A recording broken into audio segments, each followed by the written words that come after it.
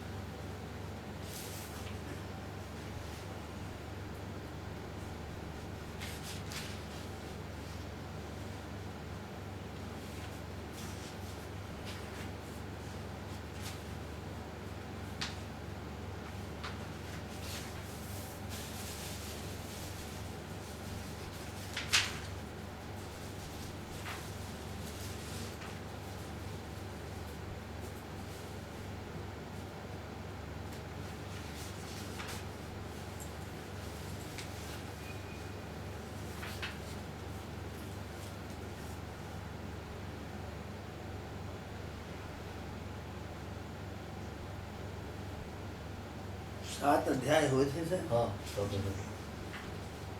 सप्तम पूरा हो गया था। हाँ? सप्तम पूरा हो गया था। वही जोगेश्वरों का हाँ, आख्यान चल रहा था कपोत से लेकर वो आठों योगेश्वरों का आख्यान समाप्त हो चुका था। हाँ, वो सोच करके कबूतर कबूतरी दोनों हाँ, ये पूरा हो चुका। उसी में हो गए, फंस गए। अब अजगर से लेकर पिंगला तक 9 गुरुओं की कथा। पिंगला वेश्या को भी गुरु बनाया और अजगर को गुरु बनाया। सदा सेव्या श्रीमद्भागवती कथा यस्याश्रवण मात्रेण हरिश्चित्तं समाश्रयेत्। ब्राह्मण उवाच। सुखदेव जी कह रहे हैं कि राजन, निमि और अवधूत 9 योगेश्वरों का ये संवाद भागवत के 11 स्कंद में चल रहा है। 8वां अध्याय है। अवधूत दत्तात्रेय जी कहते हैं राजा निमि से, सुखम ऐन्द्रियकम राजन स्वर्गे नरक एव चो देहिनाम जथा दुखम तस्मान न इक्षेत तद्बुधा। प्राणियों को जैसे बिना इच्छा के और बिना किसी प्रयत्न के रोकने की चेष्टा करने पर भी पूर्व कर्मानुसार दुख प्राप्त होते हैं, वैसे ही स्वर्ग में या नरक में कहीं भी रहे इंद्रिय संबंधी सुख भी प्राप्त होते ही रहते हैं। इसलिए सुख और दुख का रहस्य जानने वाले बुद्धिमान पुरुष को चाहिए कि इनके लिए इच्छा अथवा किसी प्रकार का प्रयत्न न करें। सुख दुख का रहस्य जानने वाले बुद्धिमान पुरुष को ये चाहिए कि इच्छा अथवा किसी की इनके लिए यानी सुख और दुख, देहिनाम जद जथा दुखम तस्मा न इक्षेत तद्बुधा, जो जैसा दुख आवे उसका उपभोग करना चाहिए और उसमें किसी तरह के परिवर्तन का प्रयत्न नहीं करना चाहिए। ग्रासम सुमृष्टम विरसम महांतम स्तोकमेव वा यदक्षजीवा पतितं प्रसेदा जगरो क्रिया सहिता हानि भूरेणे निराहारोनुपक्रमः यदि नोपनमेत ग्रासो महाहिरिव दृष्टबुको मूजहा सहु बलयुतं बिभ्रद्देहमकर्मक्रम शयानो वीतनिद्रष्टे नेहतेन्द्रियमानपि मुनिः प्रसन्नगम्भीरो दुर्विभाज्यो दुरत्ययाः अनन्तपारो जक्षुभ्यः ते स्तिमितो इवारुणः।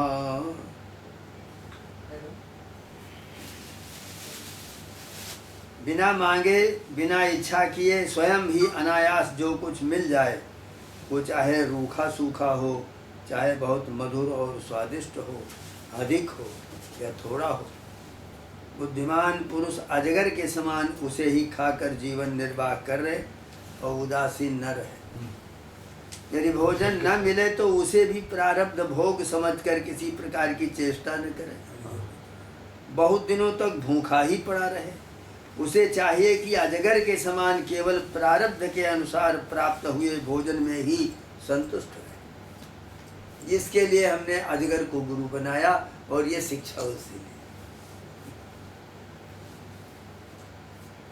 उसके शरीर में मनोबल, इंद्रिय बल और देह बल तीनों हों तब भी वो निश्चेष्ट ही रहे, निद्रा रहित होने पर भी सोया हुआ सा रहे, कर्मेंद्रियों के होने पर भी उनसे कोई चेष्टा न करे। राजन, मैंने अजगर से यही शिक्षा प्राप्त। मुनि प्रसन्न गंभीरो दुर्विगाजो दुरत्ययाः अनंत पारो जक्षुभ्यास्तमितो दयिवार्णवः समृद्ध कामो हीनो वा नारायण परो मुनिः नोत्सर्पेत न सुस्येतो सरिद्भिरिव सागरः दृष्ट्वा स्त्रियं देवमायां तद्भावैरजतेन्द्रियाः प्रलोभिता पतत्यन्धे तमस्यग्नो पतंगवतो। समुद्र से मैंने ये सीखा है कि साधक को सर्वदा प्रसन्न और गंभीर रहना चाहिए।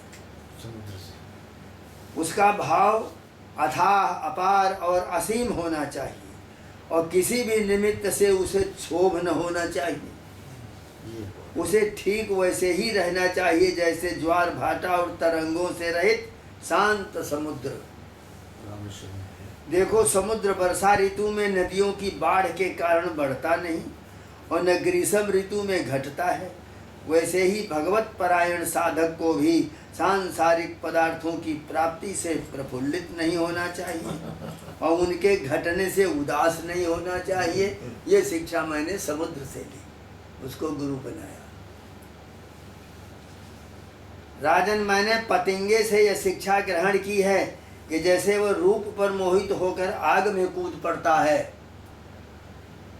हजारों पतंगे देख रहे हो ना, आप आकर के उसी बत्ती के पास दौड़ दौड़ के आते हैं।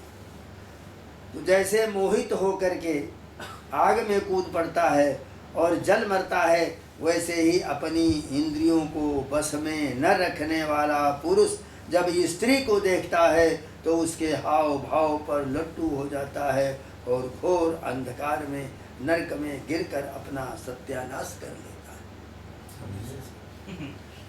सचमुच स्त्री देवताओं की वह माया है जिससे जीव भगवान या मोक्ष की प्राप्ति से वंचित रह जाता है। ये स्त्री जो है वो माया, जो खिद हिरण्याभरणां बरादी द्रव्येषु माया रचितेषु मूढ़ा प्रलोभितात्मा जुपभोग बुद्ध्या पतंग वन्यस्यति नष्ट दृष्टि। जो मूढ़ कामिनी और कंचन और गहने कपड़े आदि नासमान माइक पदार्थों में फंसा हुआ है, और जिसकी संपूर्ण चित्त वृत्ति उनके उपभोग के लिए ही लालायित है, वो अपनी विवेक बुद्धि खोकर पतिंगे के समान नष्ट हो जाता है। ये मैंने पतिंगे को गुरु बनाकर उससे सीखा। क्या बात है। स्तोकम स्तोकम ग्रसेत ग्रासम देहो वर्तेत जावता गृहान हिंसन्नातिष्ठेत वृत्तिम माधुकरीं मुनिः। राजन, सन्यासी को चाहिए कि गृहस्थों को किसी प्रकार का कष्ट न देकर और भौरे की तरह अपना जीवन निर्वाह करे। भौरा जो होता है वो अपने शरीर के लिए उपयोगी रोटी के कुछ टुकड़े 2, 4, 5 घरों से मांग ले। स्तोकम तोकम ग्रसेत ग्रामम, टुकड़े टुकड़े द्वार द्वार से मांग ले। जिस प्रकार भौरा विभिन्न पुष्पों से, चाहे वे छोटे हों या बड़े, उनका सार संग्रह कर लेता है, वैसे ही बुद्धिमान पुरुष को चाहिए कि वो छोटे बड़े सभी शास्त्रों से उनका सार, उनका रस निचोड़ ले। अनंत शास्त्रम बहुलाश्च विद्या अल्पश्च कालो बहुविघ्नता च। शास्त्र अनंत है, विद्याएं भी बहुत हैं, बहुलाश्च विद्या, समय बहुत थोड़ा है। हमें आपको जो समय मिला है बहुत किंचित। अल्पश्च कालो बहुविघ्नता च। और वो थोड़े समय पर भी हम यदि एक रास्ते पर चलना चाहें तो हजारों विघ्न हैं। श्रेयांसि बहुविघ्नानि, अच्छे रास्ते पर चलो तो विघ्न बहुत मिलते हैं। यदि विघ्न न मिले तो वह अच्छा रास्ता ही नहीं। अच्छे रास्ते की यही पहचान है कि उसमें पदे पदे पदे पदे का विरमेत संपदा पदम पदम विपदम न तेषाम। विपत्तियां पदे पद में व्याप्त रहती हैं जो इस रास्ते पर चलता है। ये भगवान के पास पहुंचाने का रास्ता है। फिर भगवान का भगवत स्वरूप जो है क्या है, वो ब्रह्ममय है, सर्वत्र सम व्याप्त है। उस रूप के पास, उस द्वार तक ये पहुंच जाता है। लेकिन भक्ति के न होने पर और इस प्रकार का विचार न होने के कारण पतन्त्यतो नादृत जुष्मदंघ्रयः, वो वहीं से उल्टे गिर पड़ता है। तो अणुभ्यश्च महद्भ्यश्च शास्त्रेभ्यः कुशलो नराः सर्वतः सारमादद्यात् पुष्पेभ्यो जीव षट्पदाः। तो बुद्धिमान को चाहिए कि छोटे बड़े सभी शास्त्रों से उनका सार, उनका रस निचोड़े। मैंने मधुमक्खी से यह शिक्षा ग्रहण की है कि सन्यासी को सायंकाल अथवा दूसरे दिन के लिए भिक्षा का संग्रह नहीं करना चाहिए। उसके पास भिक्षा लेने को कोई पात्र हो तो केवल हाथ, और रखने के लिए कोई बर्तन हो तो पेट, और कुछ नहीं। ये सन्यासी का करना। सन्यासी पात्र में हाथ, भिक्षा कहाँ रखो? पेट। कोई न छीनेगा, न कोई बिल्ली लगेगी, न कुत्ता, न कीड़ा मकोड़ा आएगा, कुछ नहीं। जो कुछ हाथ में लो। घर तल भिक्षा तरु तल बासा तदपि न मुंचति आसा पासा। शंकराचार्य ने लिखा कि हाथ में लेकर के तो भिक्षा कर रहा है, पेड़ के नीचे सोता है, फिर भी इतनी बड़ी कल्पनाएं तेरे अंदर है कि मैं अभी विवाह करूं और विवाह करके बस फिर संतान पैदा हो, और संतान पैदा हो उसका वो 18 वर्ष की हो जाए और उससे फिर शादी उसकी करूं, और वो बहू जब आ जाए तो मैं कहूं कि बहू जी एक गिलास पानी लाओ। तो एक गिलास पानी के लिए मूर्ख इस पेड़ के नीचे सन्यासी होकर बैठ करके फिर भी उसकी कामना कर रहा है। तो कहीं भी संग्रह न रख करके न बैठे, नहीं तो मधुमक्खियों के समान उसका जीवन ही दूभर हो जाएगा। वो सोचती है कि आज नहीं इकट्ठा करो और दूसरे शुक्ल पक्ष में हम सब खा लेंगे इसको। तो कृष्ण पक्ष में इकट्ठा करती रहती है और शुक्ल पक्ष में वो चाटती है उसको। तो इसी बीच में वो इकट्ठा करती है और आकर के निकालने वाला, शहद निकालने वाला आता है, निचोड़ करके सब निकल जाता है, वो मरती हुई सब चली जाती है। ये शिक्षा मैंने मधुमक्खी से लिया, उसको गुरु बनाया कि योगी सन्यासी को कोई वस्तु का संग्रह नहीं करना चाहिए। यह बात खूब समझ लेनी चाहिए कि सन्यासी सवेरे शाम के लिए किसी प्रकार का संग्रह न करे। यदि संग्रह करेगा तो मधुमक्खियों के समान अपने संग्रह के साथ ही जीवन भी गवा बैठेगा। क्या हुआ? सायंतनम स्वस्तनम वासन संग्रहित भिक्षुकः मक्षिकायो संग्रहणं सहते नो विनश्यति पदापि युवतीं भिक्षुर्न स्पृशेत् दारवीमपि स्पृशन् करीव बद्धेतो करिण्या अंग संगतः। राजन मैंने हाथी से यह सीखा है कि सन्यासी को कभी पैर से भी काठ की बनी हुई स्त्री का भी स्पर्श न करे। पैर से। यदि वो ऐसा करेगा तो जैसे हाथिनी के अंग संग से हाथी बंध जाता है, एक कागज की हाथिनी बनाकर और नीचे बड़ा भारी गड्ढा करके कुआं जैसा और उसके ऊपर फूस बिछाकर बीच में वो उसको खड़ा कर देते हैं और हाथी, पालतू हाथी जो होता है जंगल जाता है, 2-4 हाथियों को लाता है अपने साथ में और उसी तरफ से वो निकलता है। जो हाथी उसको देख करके आलिंगन करने के लिए दौड़ता है, बड़ी अच्छी हाथिनी है, वो गड्ढे में गिर जाता है, चूर हो जाता है। हमने धूबड़ी की तरफ ये देखा, इस तरह से बनाते हैं, ऐसे हाथी पकड़ते हैं। हाँ। तो वो कह रहे हैं वो हाथी अंग संग से हाथी बंध जाता है, वो वैसे ही वो भी बंध जाएगा। विवेकी पुरुष नाधिगच्छे स्त्रियं प्राज्ञः कर्हिचिन् मृत्युमात्मनः बलाधिकै सहन्ने तो गजैरन्यैर्गजो यथा। विवेकी पुरुष किसी भी स्त्री को कभी भी भोग्य रूप से स्वीकार न करे। भोग्य रूप से न स्वीकार करो, यो सारा व्यवहार उसके साथ करो, बहन है, माँ है, उस रूप से सब व्यवहार, क्योंकि यह उसकी मूर्ति मई मृत्यु है। कितने कड़े शब्दों में देखो कहा है। और 9 योगीश्वर कह रहे हैं राजा निमि से, यदि वो स्वीकार करेगा तो हाथियों से हाथी की तरह अधिक बलवान अन्य पुरुषों के द्वारा मारा जाएगा। यह मैंने हाथी से सीखा, उसको गुरु बनाया। न देयं नोपभोग्यं च लुब्धैर्जद दुःख संचितं भुंक्ते तदपि तच्चान्यो मधुहेवार्थमिन मधुः। मैंने मधु निकालने वाले पुरुष से यह शिक्षा ग्रहण की कि संसार के लोभी पुरुष बड़ी कठिनाई से धन का संचय तो करते रहते हैं, किंतु वो संचित धन न किसी को दान करते हैं, न स्वयं उसका उपभोग ही करते हैं। बस जैसे मधु निकालने वाला मधुमक्खियों द्वारा संचित रस को निकाल ले जाता है, वैसे ही उनके संचित धन को भी उसकी टोह रखने वाला कोई दूसरे पुरुष भोगता है और वो ऐसे चला जाता है। सुदुःखोपार्जितैर्वित्तैराशासानां गृहाशिषः मधुहेवाग्रतो भुंक्ते जतिर्वै गृहमेधिनां।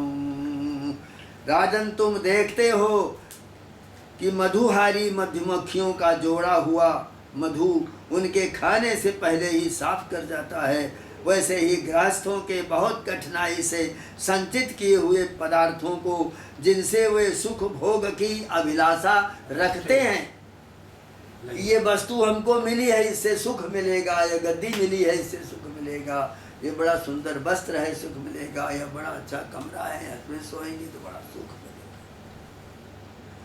उनसे भी पहले सन्यासी और ब्रह्मचारी भोगते हैं। क्योंकि गृहस्थ तो पहले अतिथि अभ्यागतों को भोजन कराकर ही स्वयं भोजन करेगा। तो उसके घर में कोई अतिथि आ जाता है, अभ्यागत आता है, तो पहले वो भोजन तो बहुत अच्छा बना है लेकिन पहले उसको खिलाएगा तब खाएगा। तो ग्राम्य गीतम न सुनयात जतिर्वनचरः क्वचितो शिक्षेत हरिणाद बद्धान मृगयोर्गीत मोहितातो। और मैंने हरिण को गुरु बनाया और हरिण से ये सीखा है कि वनवासी सन्यासी को कभी विषय संबंधी गीत नहीं सुनने चाहिए। विषय संबंधी वो इस बात की शिक्षा उस हरिण से ग्रहण करे जो व्याध के गीत से मोहित होकर बंध जाता है। उसे संगीत बहुत प्रिय है, वो बीड़ा लेकर बजाता है और गाने लग जाता है। हरिण आ जाते हैं, खड़े हो जाते हैं और पकड़ लेता है। तभी वो उसको मारने के लिए प्रयत्न करते हैं तो वो कहता है, खाल काढ़े आसन करो और मांस भून कर खाओ, तो जब लग तन में प्राण है बीन बजाए जाओ। उसे संगीत प्रिय है, वो कहता है चाहे जैसे भी हो सब कुछ हमारा निकाल लो, लेकिन जब तक प्राण है वहां तक संगीत तो सुना पड़ेगा। तुम्हें इस बात का पता है कि हरिणी के गर्भ से पैदा हुए ऋषि श्रृंग मुनि स्त्रियों का विषय संबंधी गाना बजाना नाचना आदि देख सुनकर उनके बस में हो गए थे और उनके हाथ की कठपुतली बन गए थे। श्रृंगी ऋषि जो धुआं पीते थे और जनक जी के यहाँ यह प्रश्न हुआ कि उनको कोई लावे यहाँ पर, वेश्या खड़ी हो गई, मैं ले आती हूँ महाराज। गई वहाँ देखा तो धुआं पीते थे वो, तो एक लेकर मधु अंगुली में और उसी धुएं में लगाकर उनके मुंह में लगा दिया, तो वो मीठा मीठा चाटने लग गए। फिर दूसरा लगा दिया, तीसरा लगा दिया। 1 महीना लगा इस तरीके से उसको रोज मधु खिलाते खिलाते। एक दिन उसने उठा करके उतार करके उनको सीधे खड़ा कर लिया और खड़ा ले कर लिया तो बहुत आलिंगन करने लग गए, बड़ा प्रेम है। और उठा के कंधे में बैठाल के उनको सभा के मध्य में कहा, आ गए लीजिए श्रृंगी ऋषि। तो इस तरह से मैंने उनसे ये सीखा है कि इस प्रकार से गाने नाचने और वाद्य में लीन नहीं होना चाहिए संसारिक विषयों में। मैंने उनको गुरु इसलिए बनाया। अब मैं तुम्हें मछली की सीख सुनाता हूँ। मछली को मैंने गुरु बनाया। जिह्वयाति प्रमाथिन्या जनो रस विमोहिता मृत्यु मृच्छत्य सद्बुद्धिर्मेधस्तु बडशैर्यथा इंद्रियाणि जयन्त्यासु निराहारा मनीषिणः वर्जयित्वा तुरसनं तन्निरन्नस्य वर्धते। जैसे मछली कांटे में लगे हुए मांस के टुकड़े के लोभ से केचुआ का शरीर छेद करके उसमें लगा देते हैं वंश में, और उस मांस के टुकड़े के लोभ से अपने प्राण गवा देती है, वैसे ही स्वाद का लोभी दुर्बुद्धि मनुष्य भी मन को मथ करके व्याकुल कर देने वाली अपनी जिह्वा के बस में हो जाता है और मारा जाता है। यह ज्ञान हमने उसको गुरु बनाया और मछली से सीखा। इंद्रियाणि जयन्त्यासु निराहारा मनीषिणः वर्जयित्वा तुरसनं तन्निरन्नस्य वर्धते। विवेकी पुरुष भोजन बंद करके दूसरी इंद्रियों पर तो बहुत शीघ्र विजय प्राप्त कर लेते हैं, परंतु इससे उनकी रसना इंद्रिय बस में नहीं होती। वो तो भोजन बंद कर देने से और भी प्रबल हो जाती। तावज्जितेन्द्रियो न स्यात् विजितानेन्द्रियः पुमान् न जजेत रसनं यावत् जितं सर्वं जिते रसे। मनुष्य और सब इंद्रियों पर विजय प्राप्त कर लेने पर भी जब तक जितेंद्रिय नहीं हो सकता, जब तक रसनेन्द्रिय को अपने बस में नहीं कर लेता। यदि रसनेन्द्रिय को बस में कर लिया तब से उसकी सारी इंद्रियां बस में हो जाती। इसलिए इस जिह्वा इंद्रिय को बस में करना चाहिए। पिंगला नाम वेश्यासीत् विदेह नगरे पुरा तस्या में शिक्षितम किंचिन निबोधो नपनंदनो। हे राजन, हे राजपुत्र निमि, प्राचीन काल की बात है। विदेह नगरी में मिथिला में एक वेश्या रहती थी, उसका नाम था पिंगला। मैंने उससे जो कुछ शिक्षा ग्रहण की उसको गुरु बनाया। वो मैं तुम्हें सुनाता हूँ, सावधान होकर के सुनो। सा स्वैरेण कदा कांतम संकेत उपनेस्यति अभूत काले बहिर्द्वारे बिभ्रति रूपमुत्तमं मार्गया गच्छतो वीक्षे पुरुषान् पुरुषर्षभो तान् शुक्लदान् वित्तवत्